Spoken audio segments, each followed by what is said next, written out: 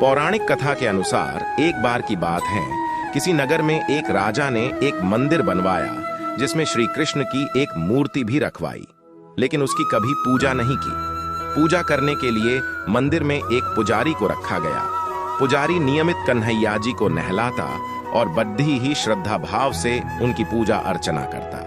राजा भी रोज कान्हा जी के लिए एक फूलों की माला भेज देता था और जब वह दर्शन करने आता तो पुजारी उस माला को उतार कर राजा को पहना देता। ऐसा करते करते पुजारी की भी उम्र बीत चुकी थी। एक दिन किसी वजह से राजा नहीं आ सका तो उसने एक सेवक के हाथ मंदिर में माला पहुंचा दी और कहलवाया दिया कि आज वह मंदिर नहीं आएगा, इसलिए पुजारी उसका इंतजार ना करे। इतना कहकर सेवक चला गया। पुजारी ने हमेशा की तरह कन्हैया जी को माला पहना दी, लेकिन जब शाम हुई तो पुजारी यह सोचने लगा माला उतार कर किसे पहनाई जाए। उसने सोचा क्यों ना ये माला आज मैं ही पहन लूं, वैसे भी मेरी उम्र हो चली है, जीवन का क्या पता कब खत्म हो जाए। इतना सोचकर पुजारी ने माला उतार कर अपने गले में डाल ली, लेकिन इतने में ही सेवक आ गया और उसने बताया कि राजा की सवारी मंदिर में पहुंचने वाली है। राजा की सवारी आने की बात जब पुजारी ने सुनी तो वह डर गया। उसने सोचा कि अगर राजा ने उसे देख लिया तो वह तो मरवा ही डालेंगे। आनन फानन में पुजारी ने माला उतार कर वापस कन्हैया जी को पहना दी। जैसे ही राजा अंदर आया तो हमेशा की ही तरह पुजारी ने माला कान्हा जी के गले से उतार कर राजा को पहना दी, लेकिन माला पर लगा सफेद बाल देखकर राजा समझ गए कि पुजारी ने यह माला स्वयं ही पहनी थी।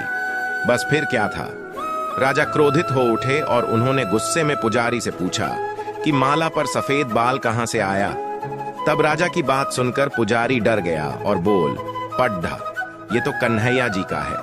अब तो राजा और भी क्रोधित हो गए, क्योंकि कान्हा तो भगवान हैं और उनके बाल सफेद कैसे हो सकते हैं। इसीलिए राजा ने फरमान सुना डाला कि कल श्रृंगार के समय राजा खुद आएंगे और देखेंगे सच में ही कान्हा जी का सफेद बाल है या पुजारी झूठ बोल रहा है।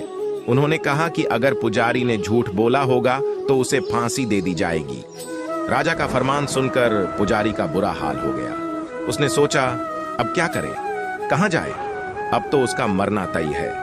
तब रोते रोते वह भगवान की शरण में पहुंचा और उनसे कहा कि हे केशव, मुझसे झूठ बोलने का अपराध तो हुआ है, लेकिन हो सके तो मुझे क्षमा कर दें और राजा से रक्षा करें। पुजारी ने कहा कि हे माधव, आपकी सेवा करते करते करते मैं वृद्ध हो चुका हूं, अब आप मुझे माफ कर दीजिए, ऐसी गलती दोबारा नहीं होगी। यही कहते कहते पुजारी की न जाने कब आंख लग गई और उसकी आंख तब खुली जब सुबह हो चुकी थी। उधर सुबह होते ही राजा भी आ गया और कहने लगा आज कान्हा जी का श्रृंगार वह खुद करेगा।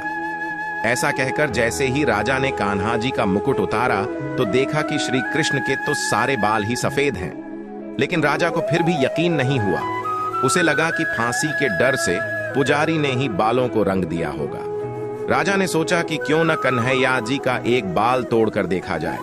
इसके बाद राजा ने कान्हा जी का एक बाल तोड़ लिया, लेकिन जैसे ही बाल टूटा कन्हैया के सिर से खून की धारा बहने लगी। यह देखकर राजा भगवान के चरणों में गिरकर माफी मांगने लगा। तभी श्री कृष्ण की मूर्ति से आवाज आई, हे राजन, तुमने मुझे केवल मूर्ति मात्र ही समझा, इसलिए आज से मैं तुम्हारे लिए केवल मूर्ति मात्र ही रहूंगा। लेकिन पुजारी ने सच्चे मन और पूरी श्रद्धा से मेरी भक्ति की है, इसलिए उसकी अनन्य भक्ति को देखकर मुझे अपने बाल सफेद करने पड़े। कन्हैया जी ने कहा कि भक्ति में कभी भी संशय नहीं होना चाहिए और सच्चे भक्त की लाज तो मैं कभी जाने ही नहीं देता। कहानी अच्छी लगी हो तो हमारे चैनल क्वोट सेज 1 को सब्सक्राइब जरूर करें।